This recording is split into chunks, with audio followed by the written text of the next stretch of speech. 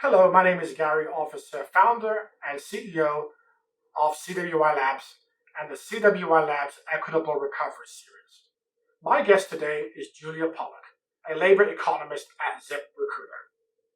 Our special guest moderator is my good friend Ramona Schindelheim, editor-in-chief of WorkingNation. Ramona. Thank you, Gary. Joining me today is Julia Pollak, labor economist for ZipRecruiter. Today, our conversation is going to focus on the impact of COVID-19 on small businesses, especially minority and immigrant-owned small business. Julia, thank you for joining me. Thank you so much for having me, Ramona. So before COVID-19, there was a lot of talk about how small businesses were the economic engine for our country. Tell me a little bit about where we were right before COVID-19 and where we are today. Well, right before COVID-19, we had seen 10 years of steady employment growth, and we had seen the benefits of a tightening labor market for workers. Many economists had thought that we were at full employment, 3, 4, 5 years earlier, and yet we continue to see people come off the sidelines into the labor market to get jobs and to see wage increases that were raising their household incomes and their well-being. And one problem, though, is a decline in lending to small businesses. Now, part of that was the consequence of the steps we took to prevent another Great Recession.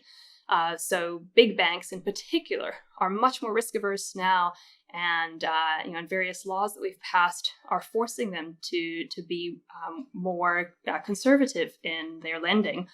But the result has been that the capital has dried up for some small businesses, particularly those in lower cost areas. How is that impacting these businesses? Is there a larger number of minority businesses that are shutting down? 9 to 10% of businesses are no longer in operation. With minority-owned businesses, it's almost twice as many. So there's definitely been a disproportionate effect here. And part of that is because of the industries that have been affected by the pandemic. The service sector has many minority-owned businesses, laundromats and dry cleaners, shuttle bus services, many businesses in the office economy, the facilities rental companies are minority-owned. So part of this has just been the luck of the draw. This has been the first service sector-led recession ever. And many people in those businesses are minorities. They're heavily concentrated in some of those key industries. So we're seeing a lot of minority-owned businesses struggling during this economic crisis caused by the pandemic. We saw it once before in Hurricane Katrina, where minority-owned businesses, New Orleans and Louisiana, suffered. How did they come back? And are there lessons there that we can look to today and maybe help these businesses? Well, it was a long, slow process, but one thing we saw happen after Hurricane Katrina is that people who were having trouble finding work, in many cases, branched out and started their own businesses. So business creation and startup formation can be an exit path out of the jobs hole that we find ourselves in. And that's why we really need to focus now on making it as easy as possible for people to start new businesses. Yeah, I think that issue of capital, again, becomes a problem. So it feels like you need to get the whole financial community behind this. You really do. And, there are many wonderful efforts that are underway. There are individual entrepreneurs who have pledged, large amounts of funding towards this effort. The kinds of revenue losses that businesses are suffering right now are just so catastrophic. They're so enormous that nobody could have anticipated them. I know the labor market is always kind of an ebb and flow. Jobs added, jobs lost. But the numbers of every week, this high number of new jobs lost, it's concerning. It's extremely concerning. There are so many businesses that really can't possibly recover right now. Let's take the airline industry, for example. 9/11 was considered a big crisis for airlines, and it pushed two of the biggest airlines into bankruptcy. During that crisis, passenger throughput levels fell 30% in the first month, and then we're still down 7% about a year later. This time, the number of air travelers has fallen 97% in the first month and is still down 70% 7 months later. There are many, many businesses that expected to recover much more quickly, that posted lots of jobs at restaurants and hotels over the summer, that thought in June and July that this would be over in a couple of months, and that are now looking at sales and foot traffic and saying, how on earth are we possibly going to survive through the end of the year? The businesses that stayed in business over the summer and that were able to adapt by offering outdoor services, outdoor dining, outdoor gym classes, are now facing the prospect of winter in which that emergency lifeline is not available anymore. And so, yes, many companies are now sort of facing the reality that they may have to close. On the plus side, the businesses that have sort of been the big winners in the COVID economy, the warehouses, the superstores, the home building supply stores, those kinds of industries were initially pretty slow to respond by expanding capacity. And now those firms, confident that this pandemic is here to stay for a while, are actually making those investments and expanding their hiring plans. So there is some opportunity in the labor market to move from one industry to another. One difficulty is that the kinds of industries that restaurant workers or hotel workers would transition into typically if they lost their jobs, those are also suffering amid the crisis. And so it's difficult for people to find careers that they can transition into at the moment with their skills. And it's costly for people to make those switches. So this is all going to take time, and it's going to be somewhat messy. Let's hope that there's another deal that can help businesses just weather this downturn so that they can return strong after the pandemic. So in the past, a lot of the people who may have been losing their jobs in some of these lower paying jobs in the service industry, they could transition into other jobs. But now there's this skills gap that we talk about a lot. So people who can work remotely, they have access to computers, they have access to broadband. How important is that into making this an equitable recovery where it's broad across all sectors and all demographics? So one feature of this crisis, imagine had this crisis happened 20 years ago when there wasn't cloud computing and broadband internet access. The service economy would have had to stop completely, and we would have seen a much, much, much larger downturn in economic activity. This time, thanks to remote work and video conferencing technologies, much of the activity in the economy has been able to continue. The problem is 27% of Americans do not have high-speed broadband internet at home. Only 65% of workers have fast enough internet to conduct video conferencing. And then just generally, only about 20% of workers are working from home at the moment. It's still a very small share of the economy that can be done, where work can be done that way. So there are many people who are cut out of that shift to remote work and are not able to participate in the new sort of remote economy. So you mentioned again, government help to come in and maybe put an infusion of cash into the business community again. How important is that, and what happens if it doesn't happen? So the Paycheck Protection Plan, the expanded unemployment benefits, all of the sort of unprecedented measures that the government took to provide assistance to companies had a huge effect in maintaining spending in the economy, actually increasing spending in some areas, and preventing a sort of wider systemic breakdown in the market. Many people, far more people than were initially expected to, were able to pay their rent in May and June. As a result, we didn't see this crisis of defaults and mortgage defaults and foreclosures. So it's been very, very important that that businesses receive that kind of assistance. There's broad bipartisan support for providing that assistance. It's really the additional desires of each party that have kept a deal from going through. The Republican wish list includes liability protections for businesses, and a payroll tax cut. And the Democrat wish list involves measures related to mail-in voting and a much larger bailout for the states than Republicans are prepared to agree to. And so those are the sticking points that are holding up what almost everyone agrees should happen, which is that there should be additional assistance for businesses and for workers who've lost their jobs. At ZipRecruiter, we conducted a survey of workers and asked them what would happen to them if those federal unemployment benefit supplements were reduced.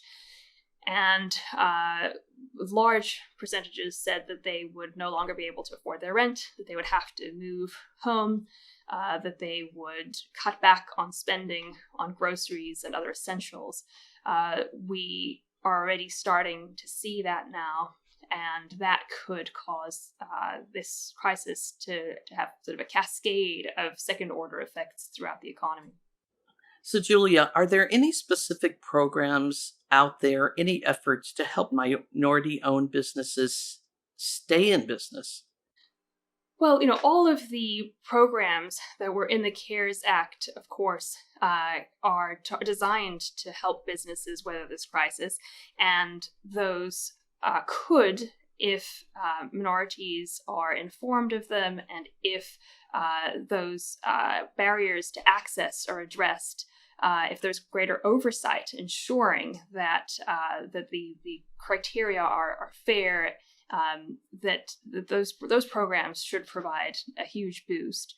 One issue we've just seen, though, is that a major barrier to getting support where it's needed is the terribly low bureaucratic quality of our government that we've seen. In California, for example, only 1 in 1,000 people who called their state unemployment insurance agency got through on the phone. In Florida, it's the same. And this is not just a red state problem, not just a blue state problem. Across the country, the safety net didn't work. It was just totally not adequately funded. It was, technologically outdated. When you read articles about the backlogs of applications in each of these programs, you don't realize how enormous those backlogs have been and how desperate many of the people applying for these lifelines have been, calling and calling and calling, waiting, applying, finding their applications didn't go through, finding the websites and online applications repeatedly time out. This has really been a shocking discovery for many Americans, that the programs designed to help in emergencies are just completely not up to the task. So the first thing I would suggest that the government do is make a huge investment in overhauling these programs, reevaluate eligibility criteria to make sure that they do not exclude very large shares of the workforce, particularly older women in domestic work and minorities and immigrants in farm work, and that they are more fair, equitable, and modern, up to the times. I guess we didn't really anticipate this kind of national pandemic or health issue that would create this kind of crisis. I guess this is unprecedented. That's true, but even in the Great Recession, we found many of these programs were strained. And it's not difficult as a government to realize that one of the most important functions you can possibly serve is to do things for people that they cannot do for themselves, and to to respond in disasters and emergencies, developing that kind of surge capacity, running war games, testing systems. Those are really, really important functions of government. And if you have a labor market like ours, where the vast majority of employees are at-will employees who can be terminated at any time with no notice for no cause, who bear the full risk of any kind of downturn in the economy, then the only cushion that we have, which is the unemployment insurance system, needs to be really, really resilient and strong and able to surge when needed. The US also has work share programs. It's part of the unemployment insurance program. Employers can reduce hours of employees and apply for the government to pay the difference rather than laying them off. That is somehow the chosen approach in places like Germany, which have seen much smaller declines in employment. And somehow here, although it is an option, many, many businesses chose layoffs instead. And I think something that we all need to do is study why that is. Why exactly is it that, what system, what incentives, what features of the US economy encourage employers to choose layoffs rather than work share programs that can help sort of stabilize the labor force? That's fascinating. I don't think I've ever heard of that, and I wonder how many employers don't know about it themselves. It's a very small share of the unemployment insurance recipients. So if you look at the number of unemployment insurance recipients across all programs, it's something like 26 million at the moment, and it's just a couple of 100,000 who are receiving it through the SEC program. And you said earlier that this would be a long slog. This is going to take a while for the labor market to work itself out. Where do you see us in 6 and 12 months? Well, the pace of job gains has now slowed down quite substantially. Early on in this crisis, when we were recovering jobs at a pace of more than 4 million a month, and then later, 2.5 million, 1.5 million, we could have expected to return to pre-COVID employment levels within about a year and a half, 2 years. Now it's looking much more likely that this is going to turn into sort of a traditional recession on the heels of the unprecedented COVID recession, and that we'll see a slow return of those jobs. So after the last recession, I think it took about 6 or 7 years for employment to return to pre-recession levels. This time I expect that it'll also be counted in years, not in months. So, Julia, are there any reasons to be optimistic about the recovery? Yes. So one huge hurdle to the recovery is school closures and the restrictions that are still in place, particularly in large states. But once the pandemic wanes and those big states relax their business restrictions, we could see a huge boost to the labor market sort of overnight. And once schools reopen, we could also see people freed up and able to return to work again. So we could expect the recovery to accelerate again, pretty soon once there's an improvement in therapeutics or in or the vaccine, or even once states perhaps change the way they view the trade-offs between shutting businesses and controlling cases. So there are many reasons to think that the labor market could come surging back quickly if the pandemic goes away. Technology is always changing the way we work. Crises like this, like the Great Recession, 9/11, that also changed the way we work. So coming out of the pandemic, is there going to be a different type of skills or different expectations from employers for workers? Absolutely. The pandemic has accelerated the adoption of e-commerce about 5 years. It has accelerated the shift to remote work by about 10 years. Those changes require different skills. Store owners have very different jobs from people who run online stores and websites and design social media marketing campaigns. So yes, there is a shift in the skills that are valued in the economy, and tech savvy workers who are able to develop skills that are needed now in a far more digital economy will be at a huge advantage. How can the shift to online learning be an advantage for job seekers? Oh, I think it's going to be a huge advantage. It's one real silver lining in this crisis.